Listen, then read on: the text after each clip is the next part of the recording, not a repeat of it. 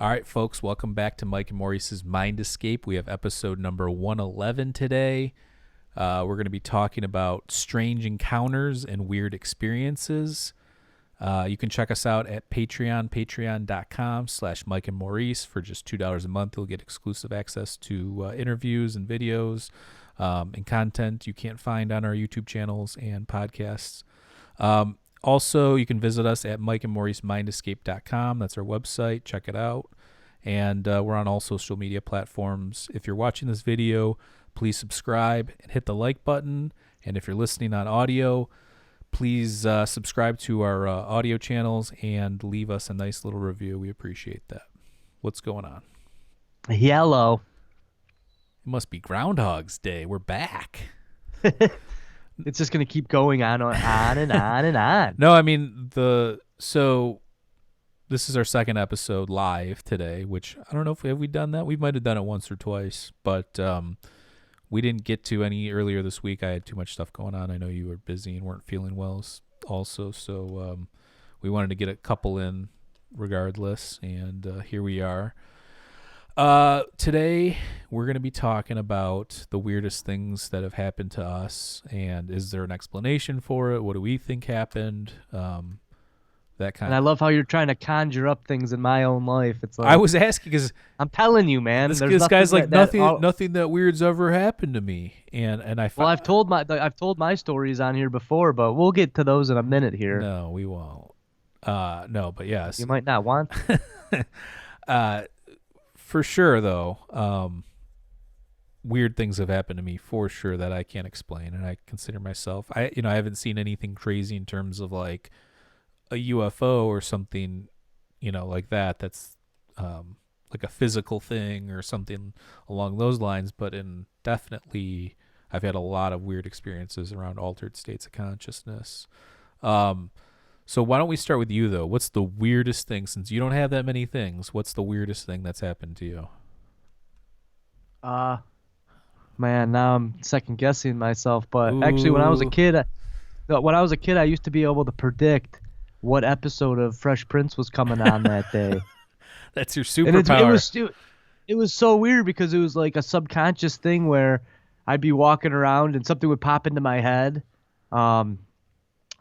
Something, let's say Will's in the pool house and he's like flicking hats off the shelf or something. So that would like pop into my head randomly. I'd have no idea where it was coming from. And then sure enough, 5:30 UPN, baby, Fresh Prince. And it would be that episode. Do you think and it happened to me probably 20 times or so. Like precognition? So I always thought, yeah, I guess that's how you would classify it. I would always think about it, and I thought maybe I'm tapping into myself in the future. Or maybe that is what some of these psychics have. They just know how to hone it way better. Also, keep in mind, I was younger. I think this was around 4th, 5th grade. So a lot of people think when you're a child, you have more of a connection to this, we'll call it Dimension X. I've had a couple weird things like what you're saying happen, which I would classify them as a little different than other weird things. But I had, when we were younger, we were both like into hockey and stuff. And I remember watching a Red Wings game, and I was playing mini sticks. And I kept ripping a shot and going, he shoots, he scores. And it happened on TV. And then I do it again, and it happened on TV. And it was like 7-0. Like Sergei Fedorov scored like 4 goals this one game. And good old days. And I kept on saying it, but after I would say it, it would happen. And it was just like, to me, it was like, is this magic? Like, even as a kid, I'm like, this is magic if I keep doing it. And that's where I feel like maybe the idea of, like rituals or what am I looking for here? Just the idea. Well, how old were you? Well, no, when just the idea that belief that there's something else. I think I was, I don't know, 10, 11, something around there. So you don't think that maybe just by you watching the TV, you were just mimicking that? So instead of you having it start, it was actually the TV that got you in that mindset of he shoots, he scores. Well, I started the first time I go, he shoots, he scores, like 0-1, and he shoots, he scores, like that kind of. And then same thing happened on the TV. So it was me doing it, and then it would happen. It wasn't the other way around.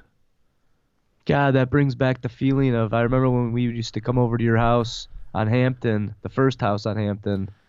Um, or maybe you only had one on Hampton, but we would come over there and it would be a nice Sunday. The Red Wings would be on. We'd have a pizza. We'd go in the basement. We'd watch up. Mm-hmm. Good times, bro. But it's weird how you have these connections to when you're a childhood. Like that feeling that I'm describing, I've never had that feeling again. And you don't really realize that you're having those feelings until you look back on them and you go, "Oh, that's the feeling and the mindset I was in at that point in my life." Yeah. No, actually, I just finished watching True Detective again, and Woody Harrelson sums it up perfectly in that he's like, do you know the good years when you're in them, or do you? No, you Yeah, don't. you don't. He's like, do they just, you know, then bad things start to happen and you realize what was, something along those lines. Yeah. Oh my God, he's so profound in that. That's some of the best writing for movie, TV, anything. Yeah. That's why TV was looked at so highly because it's a 10-hour movie essentially. But again, writing a 10-hour movie, you got to have a lot of things that all work together to make it be successful. Right. Oh, absolutely. So yeah, both TV fails hard at it, but both Woody they Harrelson try. and Matthew McConaughey were excellent in that. Perfect counterparts to play off each other because Yeah. you need the other guy. It's the duality almost. Sums it up within Yeah, the the partnership. rational stoic guy, and then the completely, crazy guy. Off the Well, wall. Matthew Yeah. McConaughey was both crazy and sane. Like he thought there was no point of anything, but then he also would say the most weird,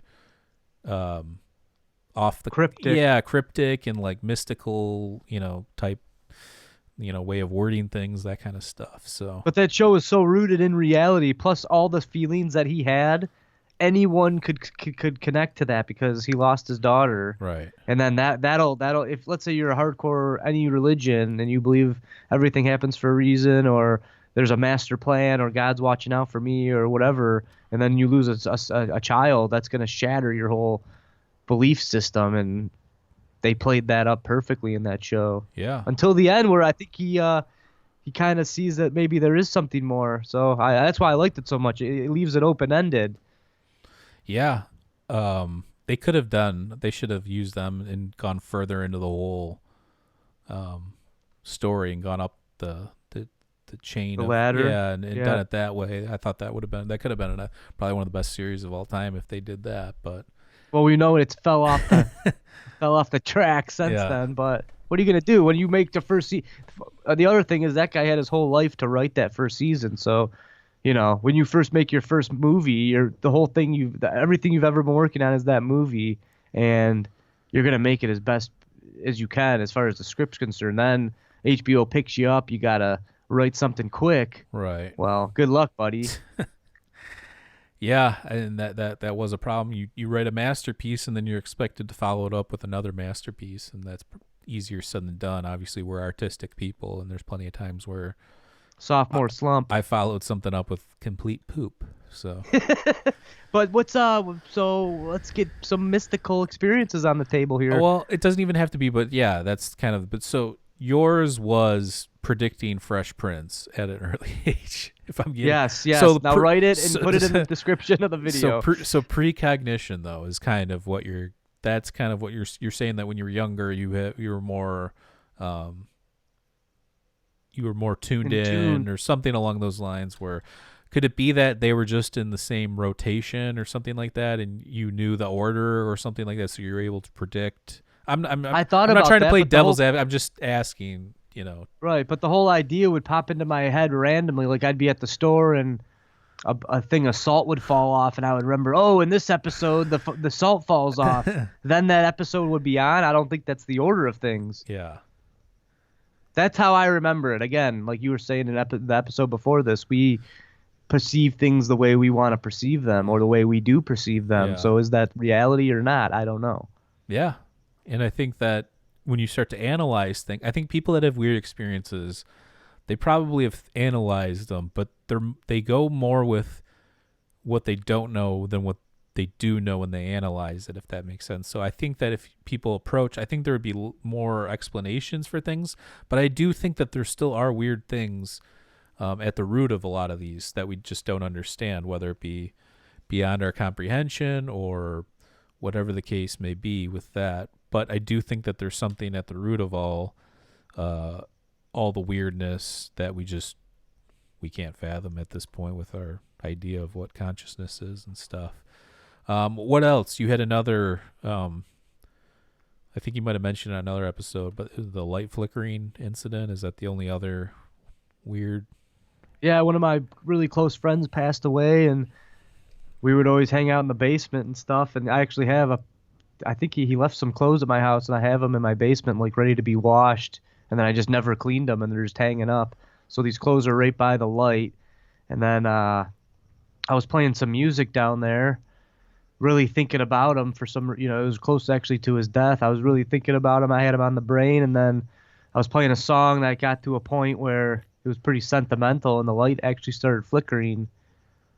That's actually happened for no reason whatsoever down there, but it doesn't happen often. And I feel like whenever it happens, there's just I don't know, when it happened, it shocked me, and it like I started crying when it happened. Right. So if it's myself putting feelings behind something created by a short circuit or whatever, then maybe that's true. But if it's true to me, then who's saying that it isn't true altogether? No, that's a good point. Now chew on that. Well, I mean, even Dennis and Terrence McKenna have said it, where it's like if something happens and you experience it, it is indeed real. Now, if it's weird or whatever, does it have a bearing on reality? And that's kind of what you have to figure out. It may or may not. So, yeah, that's an interesting one. So for me, I've had a lot of weird experiences, but a lot of them are tied to consciousness. So one of them, well, I'll mention the one that I've mentioned it here on the podcast before. I don't know how in depth I've gone into it, so I might have gone into depth. I don't know, but whatever. I'm going to repeat it regardless because it is crazy. When my mom first found out that she had breast cancer, I went back home to Michigan to visit her, and at the time, my wife, his family's from there too, so she was staying at her mom's house. When I went to go pick her up to bring her back to my mom's house for dinner. On the way there, it was a path that Martyr. I've taken that how many times? 1 million times in my life, probably. I mean, yeah, we used to drive up and down it all the time. I'm driving down Martyr, and I'm all shook up. I just saw my mom, very emotional, and I start to pray, which I hadn't done since I was probably a lot younger. And I prayed to God. I prayed to our grandfather, her father. I prayed to Jesus. And as I was saying, Jesus, blah, blah, blah, this old man turns the corner on a bike, and on the front is this huge sign that says, Jesus loves you. Now, I've never seen this guy before. I've asked a couple people that I know that live in that area. They've never seen this guy. Maybe he's there a lot, maybe he's not. But the timing of it, when I was saying Jesus' name and praying, and and that coming up, it's crazy. Some people obviously would say it's a coincidence, but I got like goosebumps, and I had that. You ever have that feeling where it's almost like ginger ale running down the back of your spine? Not just that's the exact feeling I had when that light started. Yeah, not just goosebumps, but it's like something even more intense than that, where there's also like this like feeling of energy too that I don't know. I can't really describe it. I'm sure most people listening that. Well, you're clearly tuning into a frequency. Yeah, people know what I'm talking about to a certain extent. I mean, everybody's at least gotten the goosebumps, whether it's listening to music or hearing something crazy or whatever the case may be. But so that was probably one of the weirdest things. That was like physical reality that happened to me. That wasn't, on psychedelics, or wasn't meditating, or wasn't anything like that. So that was the weirdest thing. Second weirdest, strangest thing that happened to me recently would be in meditation. I was meditating, and I had a sister pass away when I was a lot younger, and she had a bunch of like issues from birth. So when I was meditating, I saw this like disembodied, beautiful, like cherub, angel-y type head with like long curly hair. It was like disembodied. This was deep in meditation. This was like an hour and a half into meditation. Definitely getting some sort of visuals or seeing things.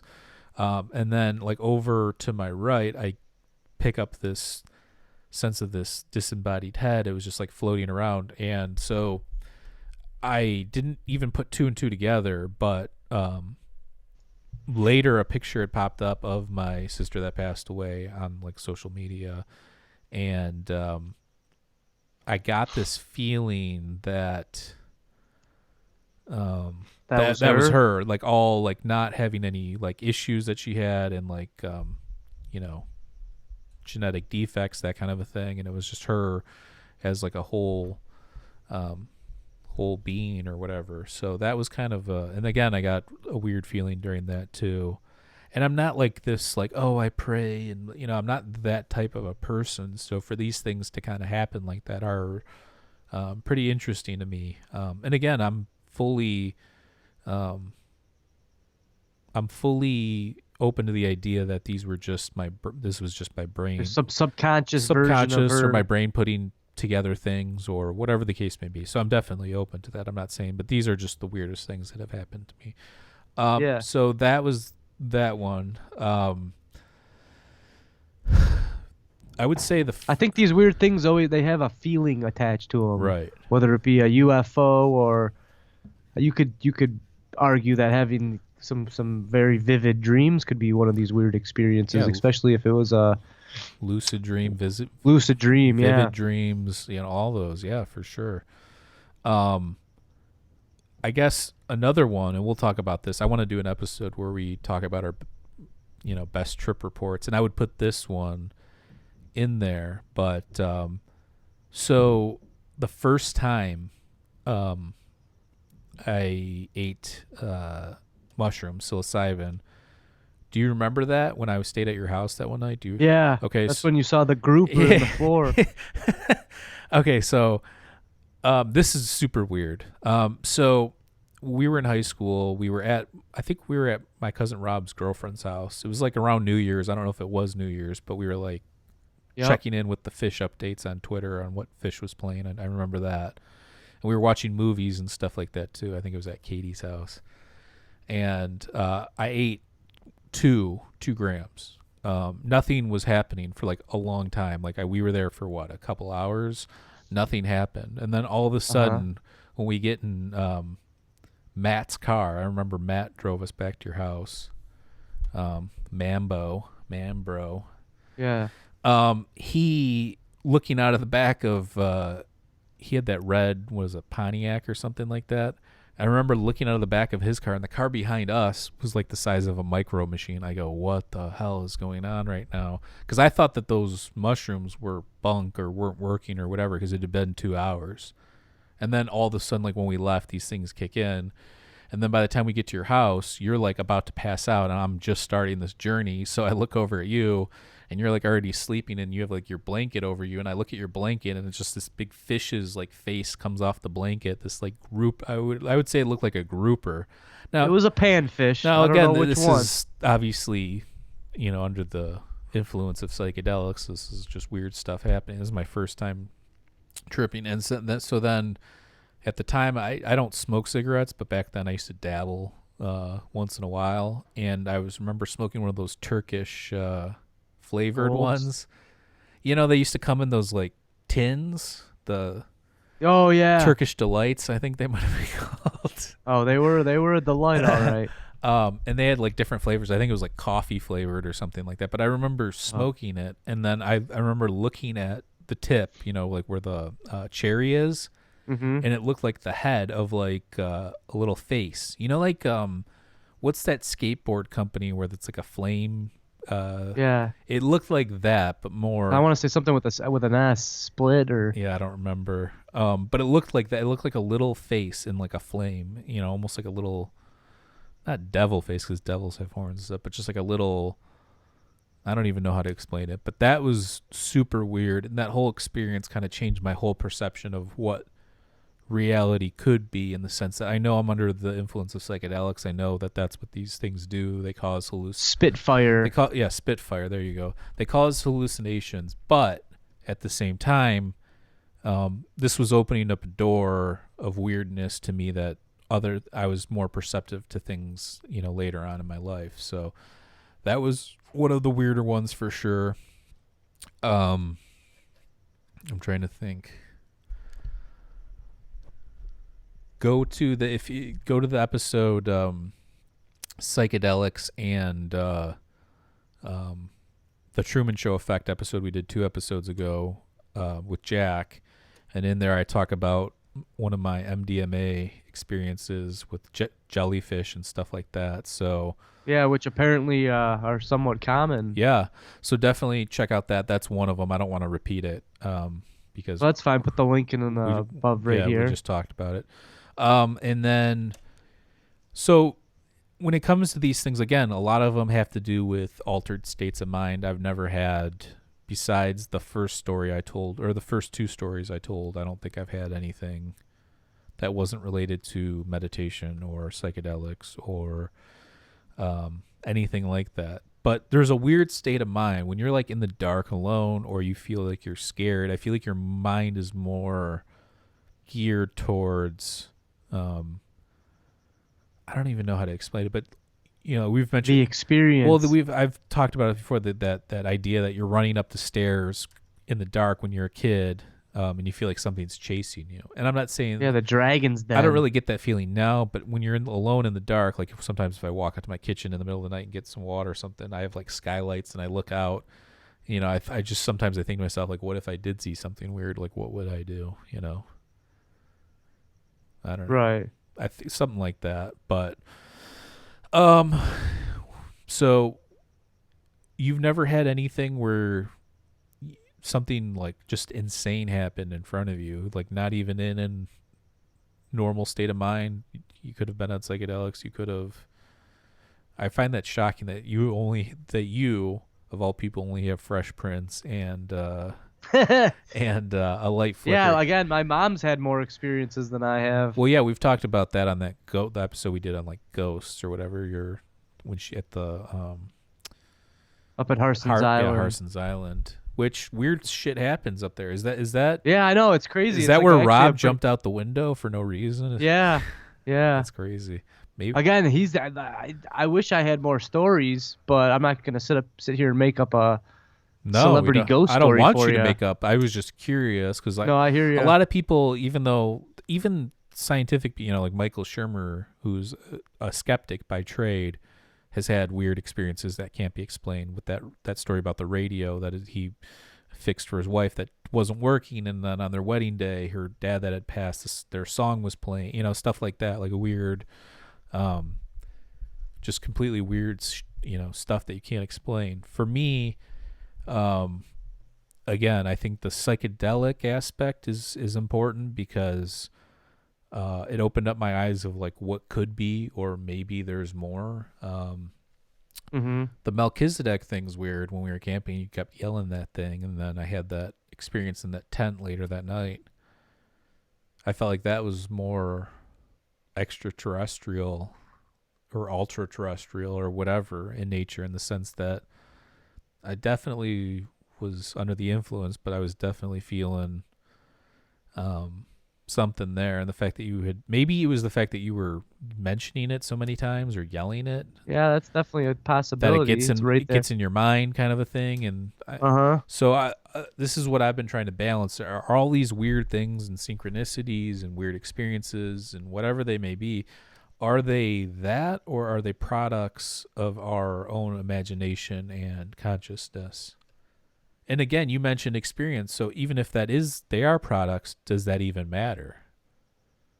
Yeah. And if it doesn't matter, if it does matter, if they are or not, then okay, then we get it. It's our brain. If it not, then what does that mean? Does that mean that anything is possible? And some people believe that, the belief in magic and intent and visionary kind of thinking in those regards. So, yeah, there's a direct correlation with dreams too, because some people think they mean something. Some people think they're going somewhere else, and other people just think it's a subconscious thing. So that seems to have a direct relationship to some of the things we're talking about here. Right. Do you know anybody that's had that?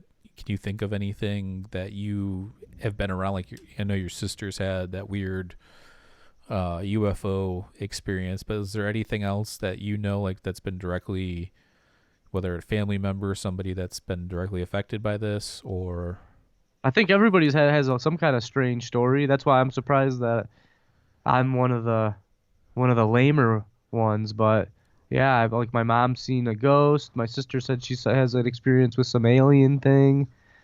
We got to get her on to get more in depth with that. But for most of the people that I have tight relationships with, which isn't, some of my friends, I don't get this deep with them. But I'm sure if I did, that most people would have some kind of strange encounter. Now, is that because people's brains are always functioning at different levels, and which allows gaps, and the memory is very weird, so people remember things differently? A light in the woods could be an alien. I don't know. It's hard to trust the human senses, as we've said before. Yeah, that goes back to our pre-Socratic episodes with Parmenides, this idea that our senses fail us. There's no way of, everything's always in constant change and flux anyways, and there's no actual way of knowing true reality because it's constantly evolving. Right. Yeah, it's tough, man. It's tough to put your finger on it. That's why it's called weird. So, I mean, in most people's, we've had people on here that have UFO experiences. We've had people on here that have had psychedelic experiences they can't explain. Whether they are, it's DMT and they're dealing with the entities, or if it's meditation and they're visualizing and seeing things, or if it's lucid dreaming and there's this in-between reality kind of a thing. I think that why are we fascinated as people, number one, as human beings, and does it mean anything? Does our last episode we just talked about, like, spirituality and purpose, like, does this have a meaning, or are these just actual things that just happen that are artifacts or whatever that don't actually matter in the scheme of things? I don't know the answer to that, but I think that when you look at these things objectively, there are some bunk ones, and people obviously lie, and there are people that make up stories or embellish and stuff like that. But we've talked to enough people that I wholeheartedly believe that what they're saying is true. So in return, I believe. Well, to them it is true. Well, that's what I'm saying. And so in return, I believe them. So what does that mean, though? Is there, what's going on? I guess is it the metaphysical? Is it, again, our brain creating this? If our brain's creating that, and the potential of that means that we're capable of probably a lot more, which, when you're talking about being able to predict what Fresh Prince episode's coming on, precognition doesn't seem that crazy when you start talking about those things. So, yeah. Again, this narrow gap of what's real and the metaphysical, and then you've got people like Rupert Sheldrake and Dean Radin, and they're actually trying to scientifically study and explain these phenomena, whether it's strange ghosts and energy, or UFOs, or stuff along those lines. So we've done 111. This is the 111th episode. A magic number. And the whole goal is to focus on all these weird and strange experiences. So with the near-death stuff, Dr. Eben Alexander, and all of Dr. Penny Sartori's experiences with the near-death stuff, even if let's just say hypothetically they were, I don't think it could be the case in Dr. Eben Alexander's personal story, but even if a lot of near-death experiences were endogenous DMT or endogenous chemical releases, that still doesn't rule out the fact that something mystical is still happening. And that's weird, like, what would be the evolutionary purpose of that in that regard? So I don't know. Lots of weird stuff. That's what our middle name is.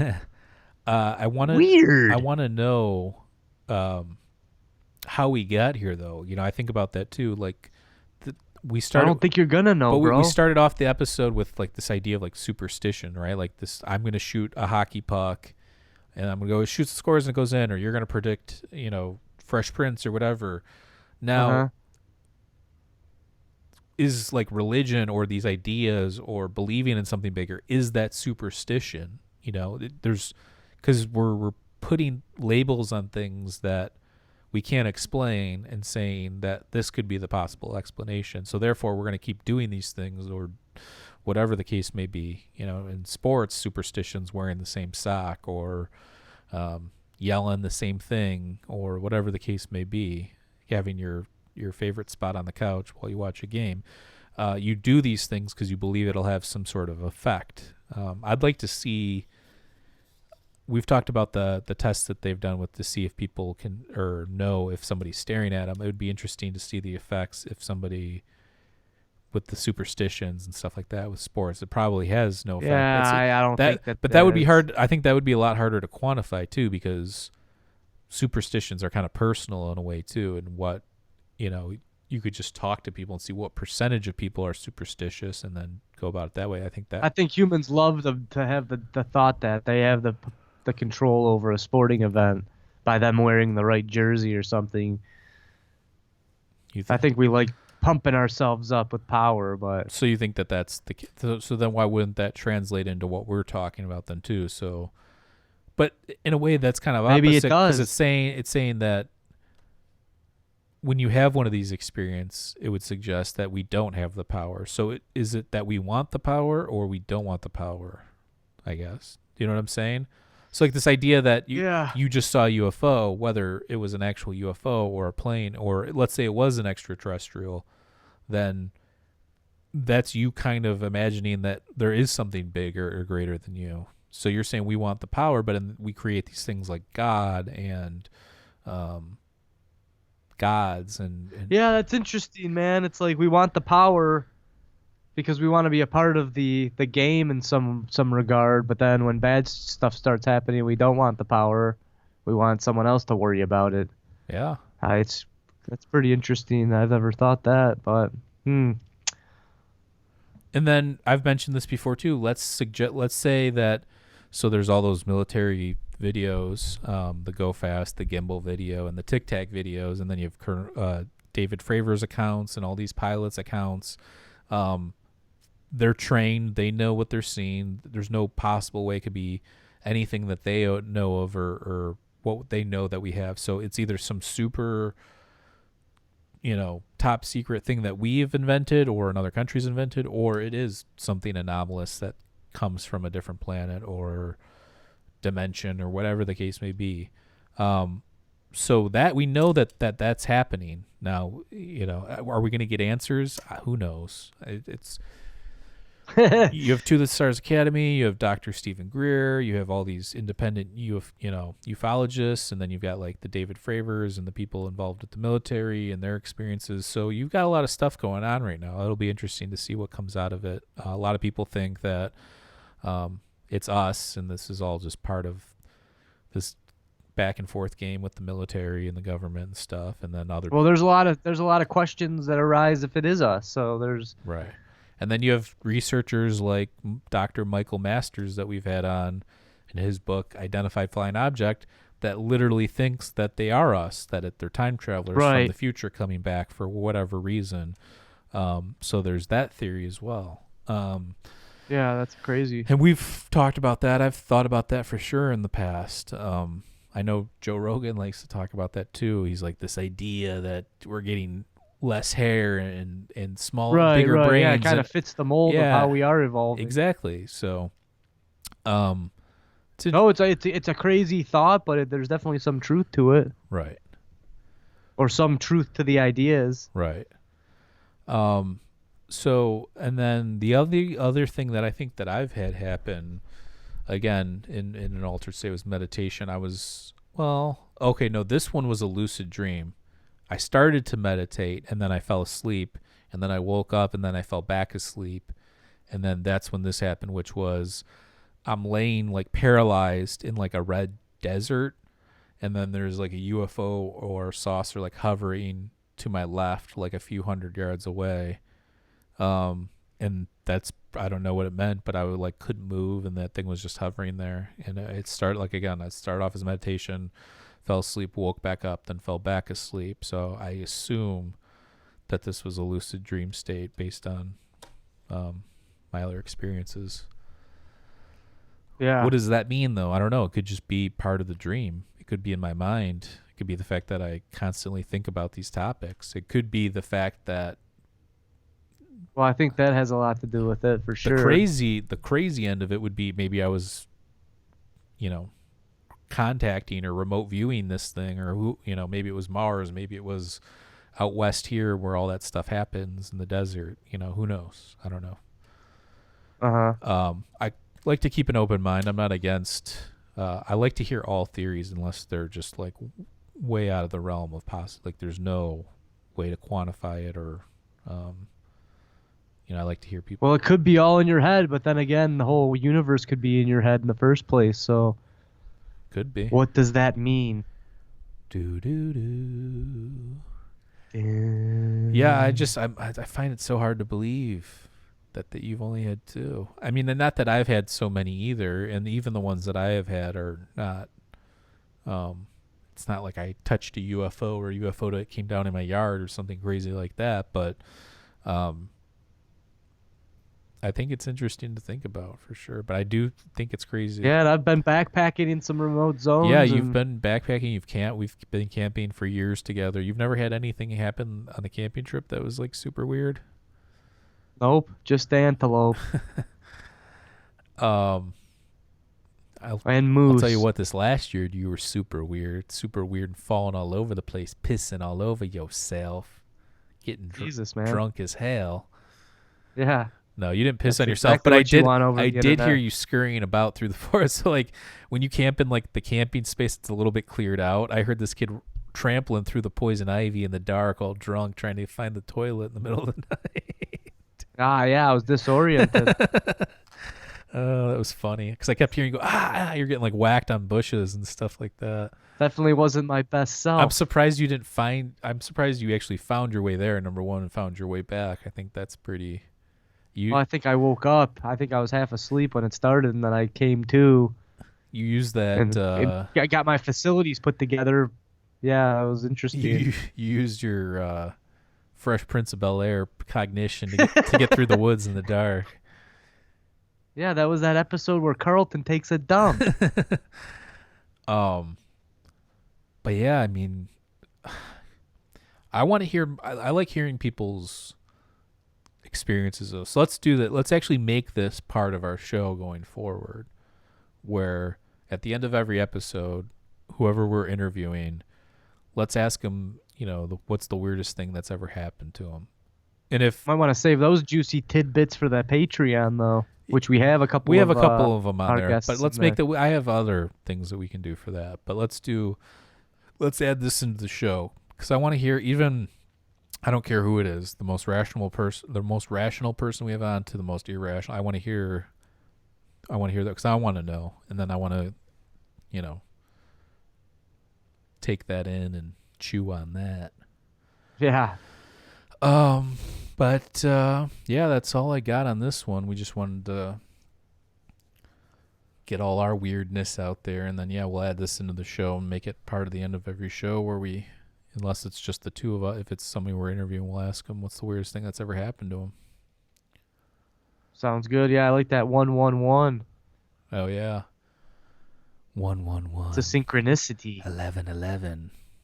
Yeah, that's is a big weird. Synchronicity people have a lot. That, for a while, that's a weird thing that was happening to me. When we first started the podcast and I was researching all this stuff, I'd be like, researching or reading the most esoteric thing, and then I'd look over at the clock and be like 11:11. I'd be like, holy shit, what does this mean? I think so. We're geared towards that. Is it superstition? Is it ritualistic? Is it something programmed into us? Who knows? Is it supranatural? So far past supernatural. So yeah, so that's the case here. But we'll You guys have a good weekend. Check us out at Smash that like button. Smash the like button. Subscribe to our channel. Check us out on Patreon, patreon.com/Mike and Maurice. For $2 a month, you'll get exclusive videos and audio. Check us out on our website, mikeandmauricemindescape.com. And if you want to interact with us on social media, just follow us and shoot us a message. Also, if you're listening on one of the audio platforms, Spotify, Stitcher, iTunes, whatever it may be, please subscribe and leave us a nice review. We appreciate that. And that's it. We'll catch you guys next week. You guys have a good weekend. Cheers. Peace.